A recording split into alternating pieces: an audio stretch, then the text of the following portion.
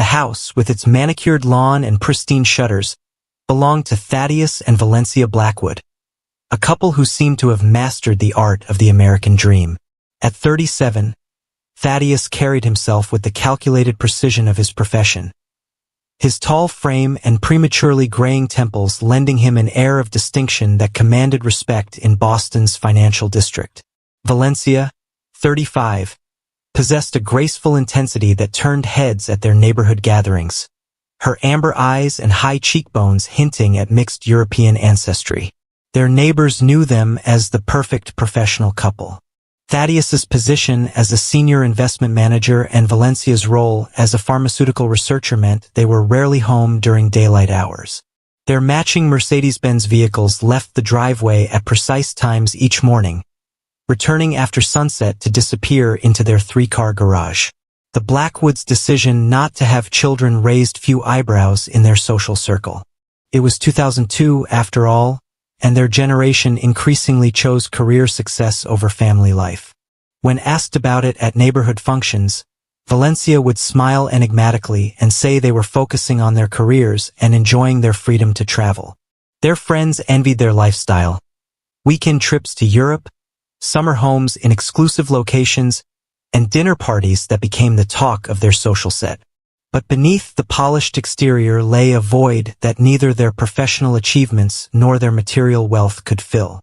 The carefully maintained lawn, the designer furniture, the expensive art pieces, all served as elaborate props in a performance of perfection that was beginning to crack under its own weight.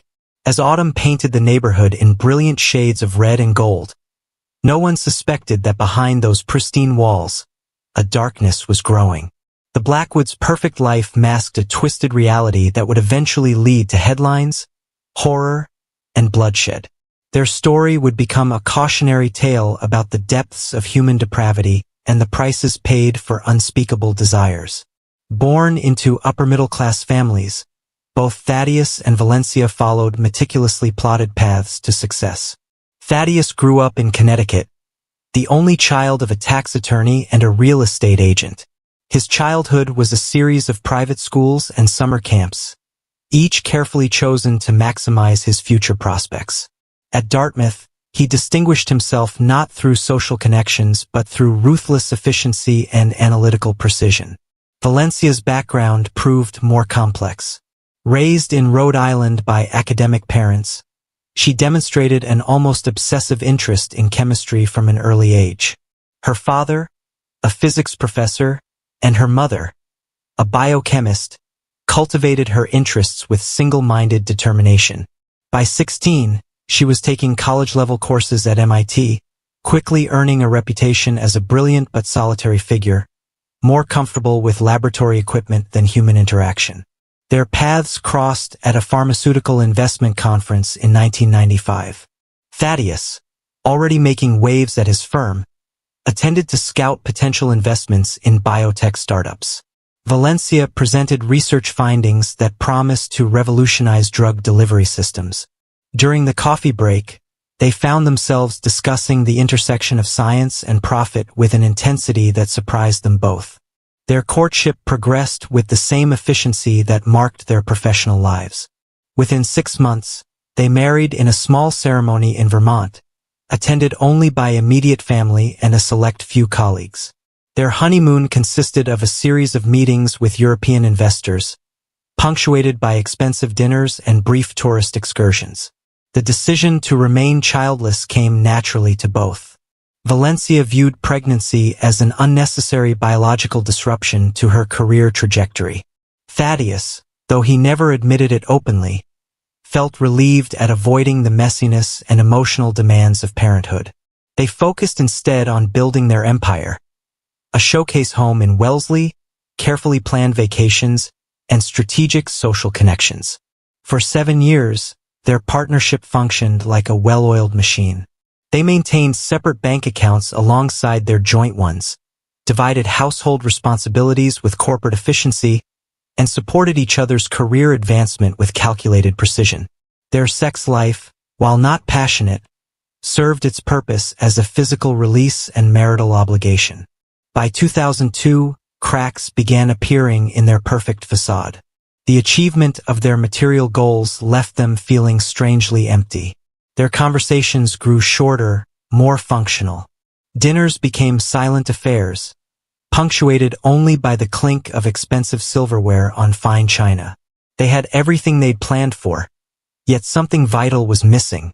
The void made itself known in quiet moments, when they sat in their perfect living room, surrounded by expensive furnishings that felt increasingly meaningless, or during their regular dinner parties, where they performed the roles of perfect hosts while feeling increasingly disconnected from their guests and each other.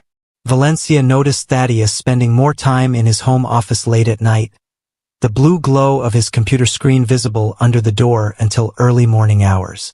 Thaddeus observed Valencia becoming more withdrawn, her work hours growing longer, her responses to his questions increasingly distant. They needed something to reignite their connection, to make them feel alive again. Something beyond the ordinary experiences that money could buy. Something forbidden. The descent into darkness began with a seemingly innocent late-night internet search. Thaddeus, restless after another silent dinner, found himself exploring the darker corners of the web. His financial expertise had taught him about cryptocurrency and its shadowy applications. Using his work laptop and a private VPN, he began navigating encrypted networks and hidden forums. Initially, he justified his exploration as research. Understanding the underground economy could benefit his investment strategies. But as weeks passed, his searches grew more focused, more specific. He discovered forums where wealth bought access to experiences beyond the mainstream market, where everything and everyone had a price. Valencia first noticed the change in his behavior during their morning routine. His usual stoic demeanor showed hints of excitement, a spark she hadn't seen in years. When he finally shared his discoveries with her, she surprised both him and herself with her response. Instead of horror or disgust, she felt curiosity. Her scientific mind began analyzing possibilities, risks, and methods. Together, they spent their evenings exploring this shadow world. Valencia applied her research skills to understanding its infrastructure, while Thaddeus used his financial acumen to establish secure payment methods. They created elaborate spreadsheets analyzing risks and contingencies, approaching their dark plans with the same methodical precision they applied to their careers. Their wealth and professional backgrounds proved advantageous. Thaddeus established a complex network of offshore accounts and cryptocurrency wallets. Valencia researched methods of control and containment, applying her pharmaceutical knowledge to new purposes. They convinced themselves their approach would be different, more sophisticated, more humane, than the crude methods they read about in news stories. The transformation of their basement began subtly. A security system upgrade here, a structural reinforcement there. They hired different contractors for each modification, ensuring no single worker could grasp the full scope of their projects. Their professional reputations deflected any potential suspicion. Who would question home improvements by such a respectable couple? As summer turned to fall, their plans took final shape. Using dark web connections, they made contact with traffickers operating between West Africa and Europe. Their requirements were specific: young, educated, with no immediate family. The negotiations, conducted through encrypted channels, felt almost like legitimate business transactions, almost. They justified their actions in whispered conversations. They would provide comfortable conditions, they told themselves. Their wealth would ensure a level of luxury, even in captivity. It wasn't about cruelty, they insisted, but about exploring forbidden desires in a controlled environment. Their victim would want for nothing except freedom. As their plans progressed, both Thaddeus and Valencia noticed subtle changes in their relationship. The silences at dinner became charged with shared secrets rather than emptiness. They began touching more frequently, small gestures of complicity. Their growing excitement masked any moral qualms, replacing them with anticipation of the power they would soon wield. On October 15, 2002, A nondescript delivery van pulled into the Blackwoods driveway at 2:17 a.m. The rain provided perfect cover, muffling sounds and deterring any curious neighbors. Adana arrived semi-conscious, drugged for the final leg of her journey from Lagos. At 19, she had believed she was accepting a scholarship to study in America. Reality would prove far more horrific. Valencia supervised the transfer, her researcher's detachment allowing her to treat the situation like a laboratory delivery. The traffickers, speaking only in hurried whispers, helped move Adana to the basement. Thaddeus handled the payment, cryptocurrency transferred through a cascade of digital wallets he'd spent months setting up. The basement space barely resembled its original form. High-end furnishings and expensive finishes masked its true nature as a prison. The renovations had created a self-contained apartment, complete with a bathroom and small kitchen area. But the reinforced doors, soundproof walls, and sophisticated surveillance system revealed its true purpose. A golden cage designed to contain their living acquisition. As consciousness returned, Adana found herself in surroundings that seemed to mock her situation. Egyptian cotton sheets on a queen-sized bed, a flat-screen television mounted on the wall, a bookshelf filled with contemporary novels. All the comforts of wealth, contained within a space she could never leave. The Blackwoods had planned every detail meticulously. Valencia established a feeding schedule based on her knowledge of human biology and psychology. Thaddeus created organizational systems for their new routine, treating it like any other project management challenge. They developed codes and signals for communicating about their secret when others were present. During those first days, they maintained their normal schedules with robotic precision. Thaddeus left for his office downtown at exactly 7:30 a.m. Valencia worked from her home laboratory, monitoring their captive through hidden cameras. They hosted a dinner party that weekend, their guests sipping wine directly above where Adana lay imprisoned. The couple's excitement manifested in different ways, thus became more aggressive in his business dealings, riding a wave of power that spilled over from their secret activities. Valencia approached their captive with clinical curiosity, taking notes on behavioral responses and physical reactions as if conducting research. But they had miscalculated one crucial factor. Their victim was not the uneducated, helpless girl they had expected. Adana had completed 2 years of psychology studies at the University of Lagos. Behind her seemingly compliant exterior, she began observing her captors with the same analytical precision they applied to her. She noticed their patterns, their weaknesses, their growing tensions. As October drew to a close, the Blackwoods settled into what they imagined would be their new normal. They had achieved something few others would dare attempt. Their perfect life now contained an element of danger that made them feel truly alive. But they failed to recognize that they had invited destruction into their carefully ordered world. Life in the Blackwood household developed new rhythms around their dark secret. Each day followed a carefully orchestrated schedule that Valencia had developed using project management software. Feeding times, hygiene periods, and their own private visits were logged with scientific precision. They maintained spreadsheets tracking everything from Adana's food preferences to her menstrual cycle. The basement became their sanctuary and prison, not just for their captive, but increasingly for themselves. They found themselves drawn there more frequently, their normal social activities feeling pale and meaningless in comparison. Their interactions with Adana evolved from purely physical to something more complex. A twisted form of domestic life that satisfied their need for control while feeding their growing obsession. Valencia began working from home more often, citing a new research project that required constant monitoring. In reality, she spent hours watching the security feeds, analyzing every movement, every gesture. Her professional work suffered, but the thrill of their secret life compensated for any career setbacks. Thaddeus developed new patterns too.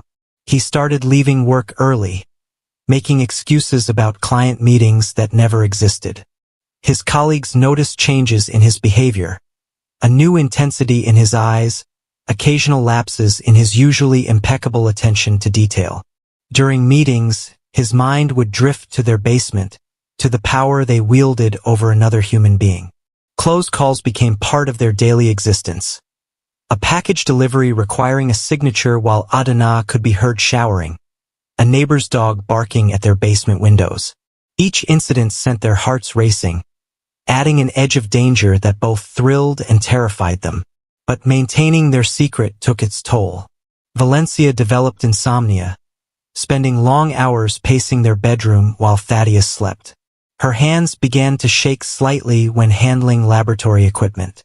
Thaddeus started drinking more heavily, needing alcohol to quiet the thoughts that raced through his mind during quiet moments. Their relationship shifted too. The initial excitement of shared transgression gave way to subtle blame and resentment. They argued about small details, whose turn it was to bring meals downstairs, whether the surveillance system needed upgrading, how to handle upcoming social obligations. Meanwhile, Adana watched and learned. Her psychology training helped her understand the dynamic between her captors. She noticed how Valencia's hands trembled slightly when delivering meals, how Thaddeus's voice changed pitch when he was lying to his wife. She observed their growing carelessness. A door left unlocked, a security code entered where she could see it, conversations held just within her hearing.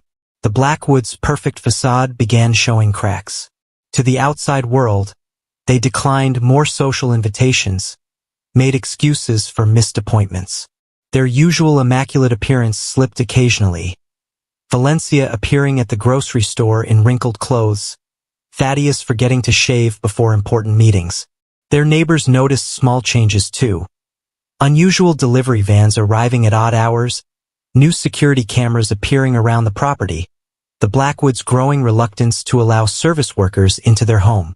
But in their wealthy enclave, privacy was respected, and questions remained unasked. As winter approached, the pressure continued building. Valencia caught herself talking to the security monitors late at night, holding one-sided conversations with Adana's image.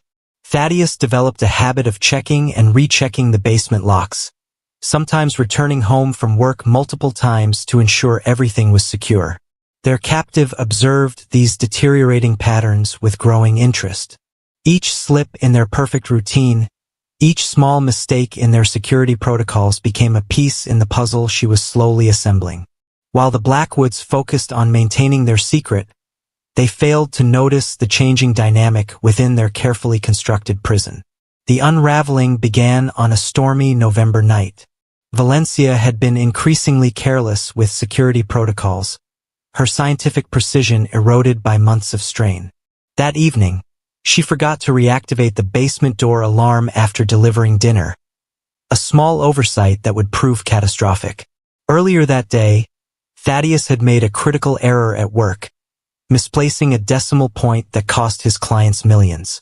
His boss had called him into the office, questioning not just the mistake but his recent pattern of distraction. He arrived home, in a dark mood, carrying an expensive bottle of scotch from his office collection. The couple's argument started over something trivial. Valencia had forgotten to pick up his dry cleaning, but years of suppressed tension quickly transformed the disagreement into something uglier. Their voices echoed through the house, creating a cacophony that covered the slight sound of a basement door opening. Adana had spent months preparing for this moment. During her captivity, she had carefully catalogued every detail of their routine, every weakness in their security. She had maintained a compliant demeanor while secretly building her strength, hiding small portions of food to keep her mind sharp and her body ready. The kitchen knife she had managed to conceal weeks earlier, during one of Valencia's increasingly frequent moments of carelessness, felt cold against her skin. Adana had chosen it carefully, waiting for the perfect opportunity to slip it from the block when Valencia was distracted by one of her many phone calls. As the argument upstairs reached its crescendo, Adana moved silently through the house she had only seen through glimpses and security camera feeds. The layout, memorized from overheard conversations, and the sound of footsteps above were clear in her mind. She knew exactly where the Blackwoods would be, in their study, where they always retreated during their increasingly frequent arguments. The study door stood partially open, warm light spilling into the hallway. Inside, Thaddeus stood with his back to the door, gesturing wildly with a crystal tumbler of scotch. Valencia sat at her desk, her face buried in her hands. Neither noticed the shadow that slipped into the room. What followed happened with surprising speed. Thaddeus noticed her first, his eyes widening in shock as he turned. The tumbler slipped from his hand, shattering on the hardwood floor. Valencia looked up at the sound. Her scream caught in her throat as Adana moved with the precision her captors had once prided themselves on. The knife found its mark twice before either of them could react. Once in Thaddeus's abdomen, once in Valencia's shoulder as she lunged forward. Not fatal wounds, but enough to incapacitate. Adana had studied human anatomy during her psychology courses, knowledge that served her well in this moment of desperate action. Blood spread across the imported Persian rug as the Blackwoods collapsed. Valencia tried to reach for her phone but found her arm wouldn't respond. Thaddeus attempted to stand but slipped in the mixture of blood and spilled scotch. Their perfect world, literally and figuratively, shattered around them. Adana took Valencia's phone, her hand steady as she dialed 911. She spoke clearly, giving the address and describing the situation. Then she walked out the front door into the rain, waiting on the front steps for the authorities to arrive. The same surveillance cameras that had monitored her captivity now recorded her calm demeanor as police cars and ambulances converged on the property. In those final moments before the sirens arrived, she stood in the rain, letting it wash away months of captivity behind her. Through the open door, she could hear the Blackwoods' moans of pain mixing with the sound of thunder. Their carefully constructed fantasy had crumbled, destroyed not by external discovery, but by their own growing carelessness and the quiet strength of the woman they had underestimated. The case broke like a thunderclap across affluent Wellesley. Police cruisers and crime scene tape transformed Oakmont Drive into a media circus. Neighbors emerged from their colonial homes in bathrobes and slippers, watching in stunned disbelief as stretchers carried the bleeding Blackwoods to waiting ambulances. Detective Raina Patel took the lead on the investigation, her methodical approach perfectly suited to unraveling the complex web of evidence. The Blackwoods house yielded a treasure trove of documentation. Valencia's meticulous notes on their captive, Thaddeus's elaborately concealed financial records, and hours of surveillance footage that would later prove crucial in prosecution. The basement told its own story. High-end furnishings couldn't disguise the essential nature of the space as a prison. CSI teams discovered Valencia's fingerprints on sedative bottles, Thaddeus's DNA on restraints hidden in custom cabinets. Their attention to detail in concealing their crimes would ultimately serve as evidence against them. Both Blackwoods survived their injuries, though Thaddeus needed extensive surgery. As they recovered under police guard at Massachusetts General Hospital, their carefully constructed lives began unraveling. Their employers immediately terminated their positions. Social connections evaporated overnight. Former friends gave interviews expressing shock and denial, all claiming they never suspected anything amiss. Adana's testimony proved devastating. Her psychology background lent additional weight to her account of the psychological torture she endured. She described their methods with clinical precision, her composed demeanor on the witness stand making her story even more compelling. The jury listened in horror as she detailed how the Blackwoods had combined their professional expertise, Valencia's pharmaceutical knowledge and Thaddeus's financial acumen, to enable their crimes. The investigation expanded internationally, uncovering links to trafficking networks across 3 continents. Thaddeus's financial records led authorities to other wealthy clients, triggering investigations in multiple countries. The case became a watershed moment in human trafficking enforcement, highlighting how wealth and respectability could mask monstrous crimes. The trial lasted 6 weeks. The prosecution presented 1,247 pieces of evidence, including Valencia's notebooks, which provided damning documentation of their crimes. Their defense attorneys attempted to portray them as mentally ill, but their methodical planning undermined any claims of insanity. The jury deliberated for just 4 hours before returning guilty verdicts on all counts. The sentencing hearing drew national media attention. Judge Helena Rodriguez delivered a scathing condemnation before sentencing them each to 30 years without the possibility of parole. The Blackwoods' final public appearance showed them in prison jumpsuits, their former elegance stripped away, revealing the hollow shells beneath. Adana emerged from the experience with remarkable resilience.